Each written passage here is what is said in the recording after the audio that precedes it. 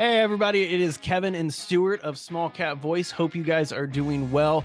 We're here to talk about KULR because obviously last week we had their earnings call. Stuart Smith here was the moderator on that call, and so we're just going to jump right into it. Stuart, let's hear directly from you. I mean, you were the one asking the questions. You were the one talking with the guys there over at KULR.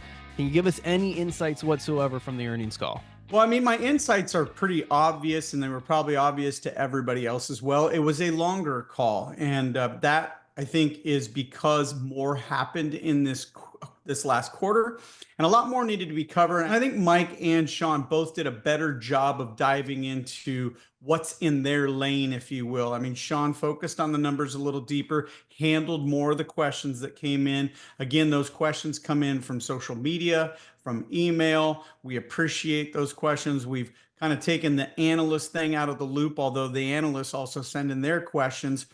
So what I mean is we don't have the analysts on live to ask their questions because I think it's fair that the shareholders get their time on the call. So I've really enjoyed the past few calls where we've transitioned from having analysts and only their questions to getting the analyst questions emailed in, getting the shareholders questions off of social media forums like Reddit that you monitor, and then of course getting the opening statements. So I mean, 43 minutes is substantially longer than the last call. So I was happy with that.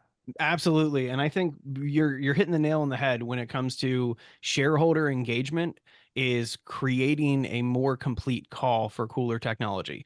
Analysts are spectacular, and we obviously rub shoulders with a lot of analysts in this business. And what they do is they give you a really great deep dive into a company for like a new prospective investor. But for the people that have been with KULR for years, they have some hard-hitting questions that are personal to them.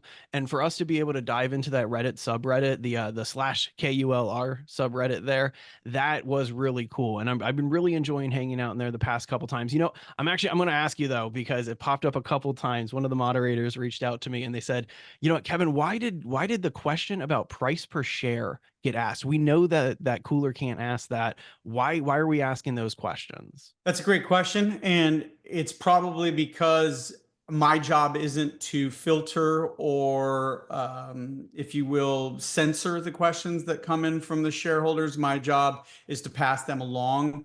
The sheer volume of it, quarter to quarter, I did not ask them to answer that. And I think in the future, it's probably something where I will give the guidance of, hey, I've been doing this 25 years. Maybe that's a question that's airtime better spent someplace else, if you Mhm. will, only because you're right. They cannot, as a company, forecast their price. So the answer, while it was an honest answer, it did the best it could, but again, time would have been better spent on another topic. So yeah, maybe it's time that I do at least not censor it, pass it along, but say, hey guys, this is probably one we've addressed it already once. We don't ever need to address this again. I think that's entirely fair. And one thing that I do want to be addressing on a regular basis is how KULR beat their earnings, though, beat their earnings estimates. And I think that right there is showing kind of what we've been talking about for the past couple of years. Looking at the balance sheet, I think Cantor did a great job breaking down the numbers there, but liabilities are way down for this company, clearing the airways for a lot of new business and a lot of new opportunities. And let's pivot to a couple of those opportunities, starting with this one from 5 days ago here. KULR Technology awarded key defense contract for a leading missile program. Another no-name client, but a lot of big buzzwordy things like new missile program, or leading missile program rather, key defense contract. So we're dealing DoD, we're dealing with missile systems, but we still don't know the name of this partner. And we've talked about this in the past. Stuart, maybe you can kind of just recap on why KULR Well, is operating like I mean, this. I get it. I get it. The stock was an OTC stock. The stock was a penny stock. We have a lot of legacy shareholders involved. I think everybody wants this company to operate as if it's NVIDIA, as if it is the company that holds all the cards, as if it's the company that has the leverage. Are you really telling me that, practically speaking, common sense dictates that a company this size gets to mention the company in such a sensitive area as a Department of Defense contract, a missile contract? I mean, I get it with some of the EV stuff. I really do. You saw our video that we created, breadcrumbing it. We want to, because we can. We're SmallCapVoice. We're not KULR. We Mhm. can at least logically line up the dots so that we could say, hey, this is who we think this contract is with. Yeah, entirely. And when you're dealing with something like a weapon of war, there's a lot of red tape that you got to go through, and it's not for lack of trying. They're reaching out to these companies. They're asking if they can include them in the releases.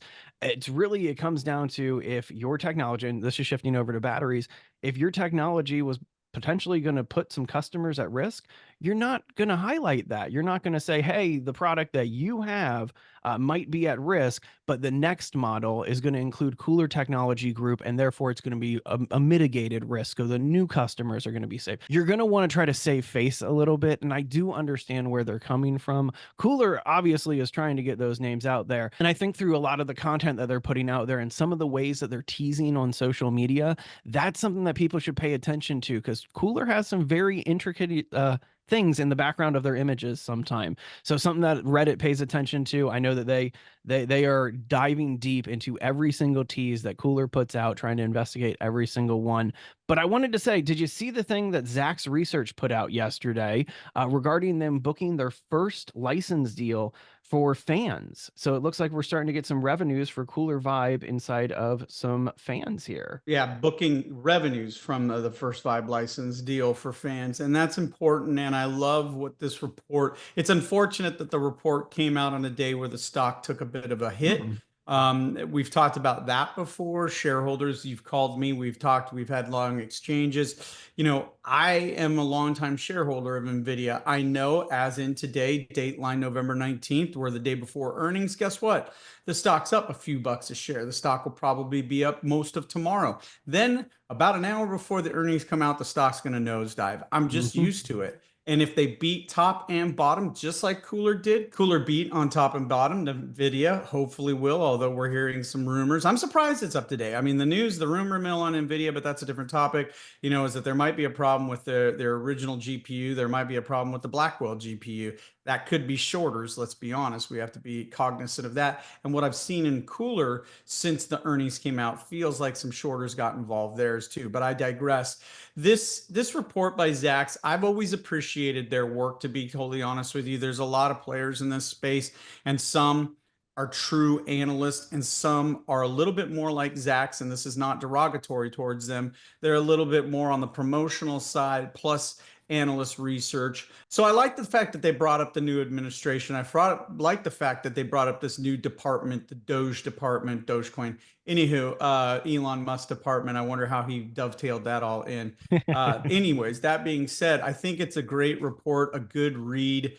KULR was able to pare its losses yesterday, down a little bit today. We're hoping that, with some of the flow, people start to see, look, quarter by quarter, things are getting positive. Things are getting better. We were in a world of hurt at the beginning of 2023. Look at where we're at right now at the end of 2024. Everything has gotten so much better with Yorkville Advisors in the rearview mirror.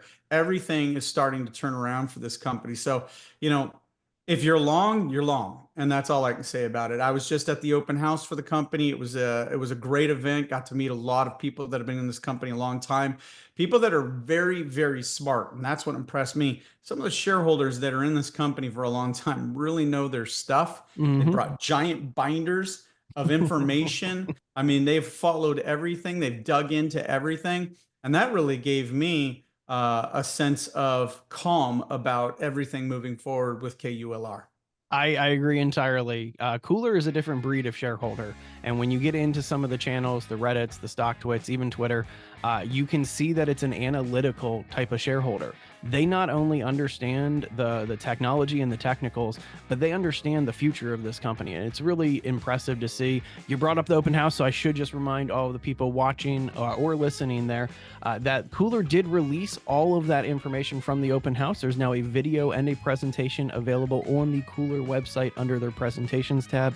So make sure you check it out. But anyway, thank you guys so much for checking this one out. We'll be back with some more news as soon as KULR drops it. We'll probably do another breakdown here. For Stuart Smith, this is Kevin Gray. You have a great rest of your day.